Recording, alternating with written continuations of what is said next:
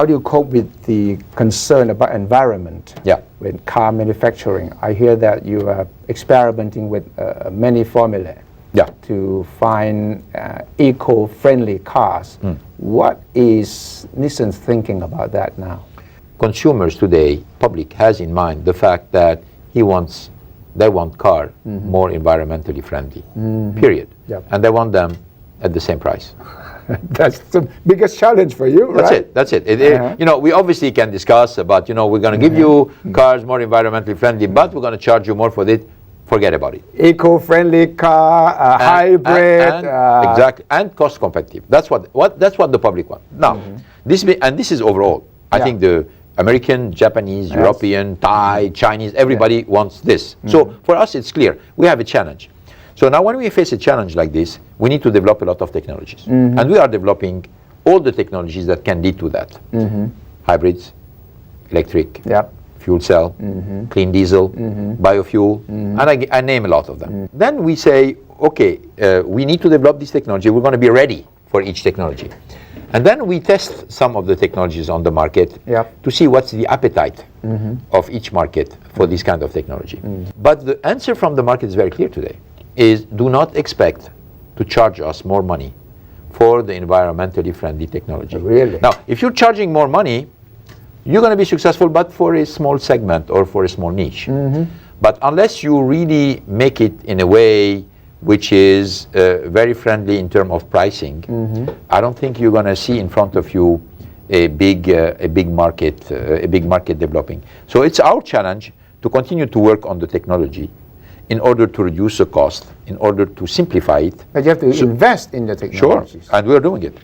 That means that you have to spend more to try to produce eco-friendly cars that are not more expensive. Exactly, or marginally more expensive. That means something that people would consider as acceptable. If one of your competitors find the solution and you don't, you're in real trouble. I see from your press conference that you're not too happy with your performance in Thailand. When we compare our performance today to our potential, which mean compared to the markets where we're having the best performance, we're far from it. That's why I trust that our team established here is going to be really acting very fast in a very focused manner in order to bring up this performance. What's wrong? Well, I think that many things are wrong. One of them is the fact that we are still not bringing to the market enough cars which are popular. We have cars very successful, but more playing into the niche market. We need more popular cars. So this is part of the problem.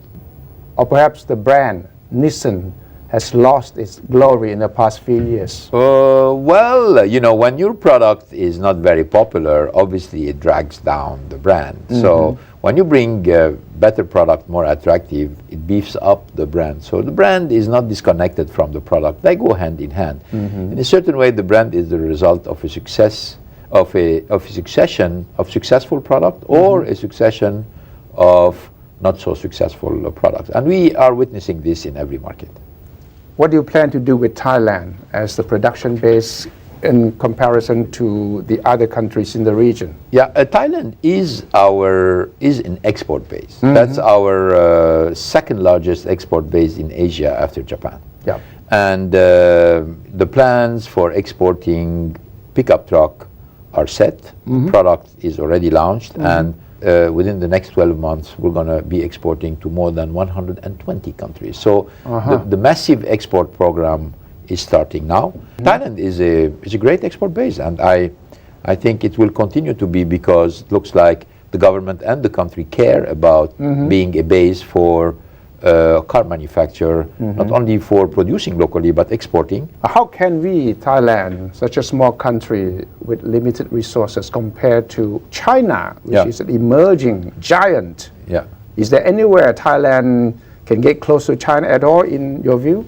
Well, it's already competing very well because most of the Japanese car industry is established in Thailand and using Thailand not only for the internal market but also for export. But that's for the past 20 years. Exactly. But from now on, Well, from now on, when we take a look to the investments made by the Japanese car manufacturer, we including ourselves in it, is that plants built in China are mainly for the main Chinese market. There are some export from China, but still, I think the export base from Thailand is considered as the most appropriate for the moment. Thailand would like to be known as the Detroit of the East. Up to now, do you think that is a possibility? It's still a possibility. In fact, it's partly a Detroit already with the amount of cars being built in Thailand and exported from Thailand. Thailand has a really fair share of the business of making cars and exporting cars. But I think that it's not a question of size, it's a question of ambition, and it's a question of willingness, and it's a question of focus. I think as long as Thailand and the Thai government is focused on the car industry and is willing to make Thailand a strong country in terms of making cars and exporting cars, I think it will be the case. It will be the reality. Yeah, if you ask the government, they will say, of course we want to be the number one, we want to be Detroit. And then the question comes back to you, because you are on the other side of the industry. And if the government asks you, Mr. Carlos Ghosn, what should Thailand do, or what more can Thailand do to really establish ourselves as the Detroit of the East? Well, I think what is being done today is fairly good. Frankly, I think the only thing that can reasonably help really more investments in Thailand and more link to Thailand as an export base is the development of the internal market.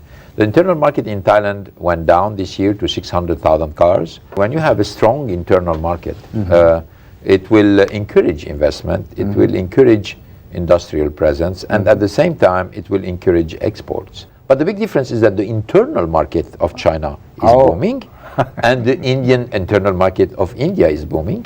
And this is something that you want to make sure that the Thai market does not become disproportionately small compared to these two markets. But why don't we work with ASEAN and make our bargaining power ASEAN? I think you got the right answer. I think one way to expand the internal market of Thailand is to transform internal market in Thailand into an ASEAN internal market. From your viewpoint, is ASEAN one common market yet, at least for cars? Getting there.